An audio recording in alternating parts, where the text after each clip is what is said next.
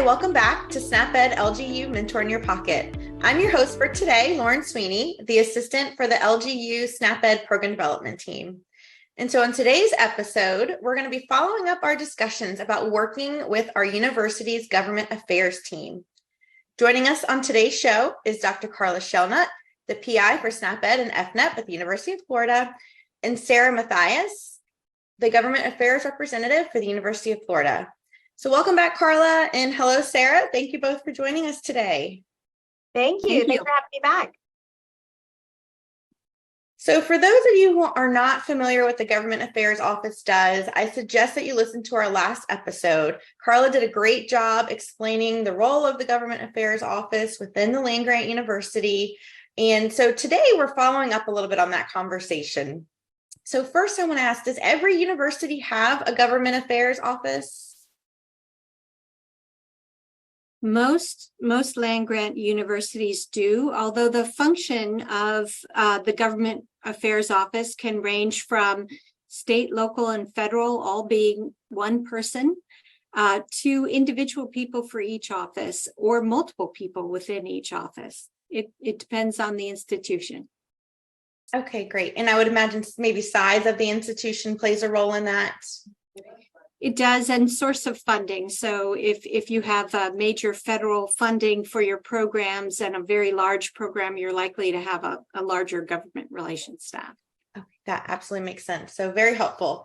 And since we're lucky enough, Sarah, to have you joining us today, I'm wondering if you can share with us just a little bit about what you do as a federal representative for the University of Florida and what your goals are in this role.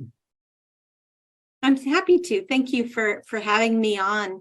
You know, we think of government relations as really the eyes, ears, and advocates for a university. We are paying attention to what's going on in Washington and in government, in the agencies, for things that could potentially impact our university programs and our interests, and in this case, SNAP-ED. And so we're paying attention to that and relaying that information back to the campus and identifying opportunities to further our mission or our goals there. But we're also the advocates. So we work closely with our congressional delegation, with our alumni that are active in policy circles here in DC and in the administration, and cultivate relationships with them so that we can effectively advocate for our interests and also for intelligence gathering to share that information. We're a little bit an arm of the university's risk management practices in that way. Great, thank you. And you mentioned relationships. So can you speak a little bit to the relationship that you have with Carla and with SNAP-ED and how maybe that relationship has benefited you in your role in maybe advocating for SNAP-ED at the federal level? Yes, working with Carla has been a dream because she sought us out initially, and I so appreciate that. The University of Florida, like so many land-grant universities, are very large, complex organizations. And she raised her hand and said, federal funding is important to our program and to achieving our goals, and I'd like to work with you. So number one, I hats off to her for raising her hand and her visibility so that we could engage. And then as I learned from her, she came out to Washington several times now. And as I've learned from her about what her goals of her program are, the funding sources, and the challenges there, it gives me the ability to more accurately assess what's going on here, notify her when I hear of things or know of legislation that's moving, and then to work with her as we develop our advocacy strategy with other institutions that are following and supporting SNAP-ED. So it's been a pleasure. No, it's been a pleasure on my end. I mean, Sarah's been so great and supportive and so willing to learn and like she said, advocate for our programs in DC and always makes time for me. You know, I'll send her an email, hey, I'm going to be in DC during this time. What do you think about some visits? And she'll always return the email and say, well, what are your goals? Like, what do we want to focus on? So we know exactly what direction the conversation will go. And she goes with me to all of the visits. And if she has another meeting, then she sends one of her colleagues. So I always feel supported. It's never, oh yeah, I've got these meetings for you. Good luck. Like, they're there supporting me. And I feel most comfortable in those interactions with staffers or legislators having Sarah and her team with me. So I really appreciated the relationship as well.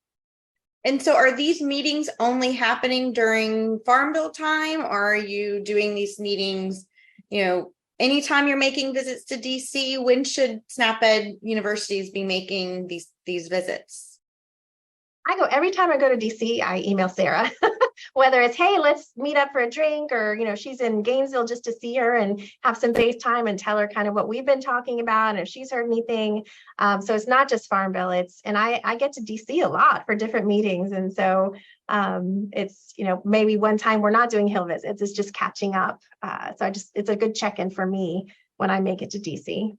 And for our cycle, what I appreciate is that there's a natural fly-in period, what's called during the spring, when a lot of the constituent groups come here to town and advocate as the federal budget is being developed. And oftentimes that fly-in time is when Carla and others of her peers are here in town to make their voices heard. So we're able to anticipate that and then fold that into these much broader budget discussions that we're having with our delegation. And then throughout the process, if we can take advantage of Carla being in town, it's those light touches that often maintain the relationships and deepen them and allow us to keep a steady hand on what's going on with the program and with support. Great, thank you. And so let's say that I'm 100% SNAP-Ed funded. And so I'm not allowed to lobby based on SNAP-Ed guidance if I'm 100% SNAP-Ed funded. Am I allowed to work with my government affairs liaison? Absolutely. You're definitely not allowed to lobby, but you can, educate our legislators and staffers. You can bring a infographic with you or an impact report and share, educate them about the program, the great work that you're doing, success stories. They love success stories. So making sure you have some of those. I've always taken our SNAP-Ed director with me on visits, and we do it together. It's definitely allowed to be there. Now, I would check with your director of extension first and approve that with that person to see how they want you to be involved with their government affairs office.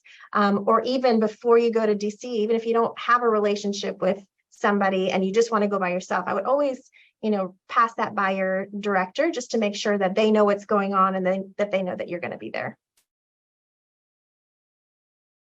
And I think we've touched on this some, but what are some of the benefits to working with the government affairs liaison, even if I can't lobby, rather than maybe just going by myself to some of these visits?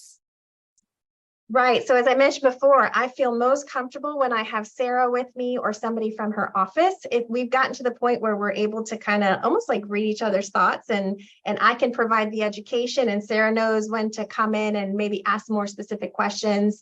Sometimes if I'm asked directly by a staffer or a legislator a question that I'm like, should I answer that? I kind of look at Sarah, she knows, and she's like, go ahead, you can answer. Right. So if I'm asked a question directly, then I'm allowed to answer that question. And but again, having Sarah there to make sure that I don't cross any lines I'm not supposed to cross is important to me. And it's likewise important to the government relations person. When you're part of these meetings, we hear how the campus is talking about the program. We hear the questions that are being asked by the staff and the sponsor, and it gives us a better feel for where we are in our advocacy process and where we need more information, or perhaps a campus visit or something else in order to further our policy goal. And we've even, when Sarah has come to Gainesville and there may be some staffers in town that are meeting with other people, she's called me and say, hey, do you have a few minutes to come meet with this group? And so I've had the opportunity to educate here in town as well when she's had a delegation looking at other things. So I've really appreciated her keeping me in mind for those opportunities as well. That's great. Mm-hmm. So do you have any other recommendations to strengthen the relationship between the Land Grant University SNAP-ED team and the Government Affairs Office? I think my first recommendation is talk to your director of extension and see if they could provide an introduction, or at least, run it by them, say, hey, this is what I'd love to do. I'd love to start this relationship. And then, pick up the phone, send an email and start that relationship, set up a Zoom call. If you happen to be in DC, see if that person can meet you for coffee or something, get to know one another. And then throughout the years, not just do it once, like just keep up that relationship, check in. If you hear anything, I will send emails to Sarah, hey, have you heard about this one? Or she'll send me emails as well. So it's been really great. I've really appreciated the work that we do together. I think another thing that Carla does very effectively that helps with our ability to work effectively together is the creation of the handouts that she talked about and the infographics and information pieces. One thing that we're short on is time here, and we're covering a wide swath of issues that some are very complex. And so if you can come prepared or offer to your government relations person a useful piece of information that they can then repackage and share with their delegation or with key policymakers, it makes it so much easier for us. And you'll find they'll keep coming back to you saying, do you have something else you'd like me to share? Mm-hmm. That's great. So it really does sound like both of you benefit from this relationship that you've been able to build over time. So are there any last minute things or items that you'd like to share that have really benefited the SNAP-ED programs through this relationship that you have that we haven't already covered? We've covered most of it, but we've been able to develop really strong relationships with key legislators, related to the Farm Bill or just related to SNAP-ED. And that's been really great. To walk into an office and have somebody remember you from the last time, you're like, oh, yeah, it's good to see you too. That's always nice. Shows you how often we've been there. So to me, I think that's really fun. I think also we start to see over time the benefit of that developed relationship that Carla has, where we had several members introduce SNAP-related legislation, marker bills for this current Farm Bill. And we just had a delegation briefing where I'd say easily half of the questions about the Farm Bill had to do with SNAP, and there was a significant amount of questions about SNAP-ED. So your messages are getting through, and thanks to the good work that Carla and the time she's put into it, our delegation is very aware of the program and interested in asking questions. And that's the first step. If we can't get their attention, we'll never be able to get anywhere. So I think it's working, hopefully. Absolutely. That's great. And like you said, there's so many things going on. So for us to be getting the attention, that's what we've been working so hard to do. So, well, great. I really appreciate both of your time. You've shared lots of helpful, insightful ways these relationships can be built and why they're so important. And so it was very helpful to hear directly from you, Sarah. So thank you for your time today, and for you, Carla, also. Again, thank you for joining us, and we hope to maybe we'll continue these conversations, and we'll let you know if we have any questions moving forward. Thank you for what you do. So, and thank you all for listening. We hope you learned something new today and feel ready to build those relationships with your university's Government Affairs Office. We look forward to seeing you next time on SNAP-ED LGU Mentor in Your Pocket. You can find the podcast on eExtension SNAP-ED Resource Center at snap-edresources.extension.org. Thank you. The views, information, or opinions expressed during this podcast are solely those of the individuals involved, are not a legal or expert interpretation by, an endorsement of, and do not necessarily represent those of South Dakota State University, the South Dakota Board of Regents, eExtension, a SNAP-ED state agency, the Food and Nutrition Service, National Institute of Food and Agriculture, or the United States Department of Agriculture and their employees and agents. The SNAP-ED Land Grant University Program Development Team, SCSU, and the above-named parties, employees, and agents are not responsible for and do not verify for accuracy any of the information contained in the podcast series available for listening. The primary purpose of this podcast series is to educate and inform. This podcast series does not constitute professional advice or services. The developers of SNAP-ED LGU Mentor in Your Pocket and the above-named parties assume no liability for any activities in connection with this podcast or for use of this podcast in connection with any other website, computer, playing device, or use of any information contained in the podcast. This podcast is available for private, non-commercial use only. You may not copy, edit, modify, or redistribute. This podcast is intellectual property of South Dakota State University and cannot be used without permission.